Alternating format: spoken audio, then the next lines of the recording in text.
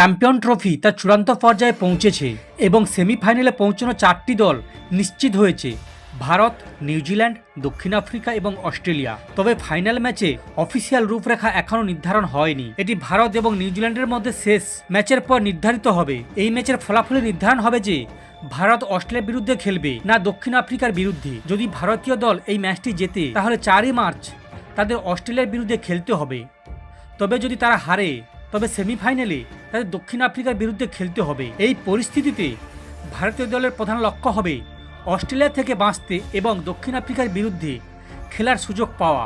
কারণ আইসিসি টুর্নামেন্টে অস্ট্রেলিয়ার নকআউট ম্যাচে পারফরম্যান্স বিশেষভাবে প্রভাবশালী হয়েছে। ভারতীয় দলের সম্প্রতি রেকর্ড অস্ট্রেলিয়ার বিরুদ্ধে তেমন ভালো নয়। 2023 ওয়ানডে বিশ্বকাপ ফাইনাল এবং 2023 টেস্ট চ্যাম্পিয়ন ফাইনালে ভারতকে হারাতে হয়েছে। ওয়ানডে বিশ্বকাপে অস্ট্রেলিয়া ভারতকে 8 বার হারিয়েছে, যেখানে ভারত 2টি ম্যাচ জিতেছে।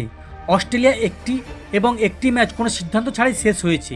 টুর্নামেন্টের গ্রুপ স্ট্র্যাটেজি নজর দিলে গ্রুপ বিতে দক্ষিণ আফ্রিকা 5 পয়েন্ট নিয়ে শীর্ষে রয়েছে আর অস্ট্রেলিয়া 4 পয়েন্ট নিয়ে দ্বিতীয় স্থানে রয়েছে। গ্রুপ এতে প্রথম এবং দ্বিতীয় স্থান অধিকারে গ্রুপ এতে প্রথম এবং দ্বিতীয় স্থান নির্ধারিত হবে ভারত এবং নিউজিল্যান্ডের মধ্যে হওয়া ম্যাচের পর।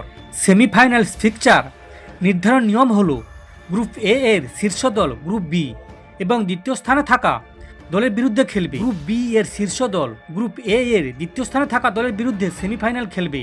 এখন সকলের নজর ভারত এবং অস্ট্রেলিয়ার মধ্যে হওয়া গুরুত্বপূর্ণ ম্যাচটির দিকে, যা টুর্নামেন্টের পরবর্তী পদক্ষেপ স্পষ্ট হবে।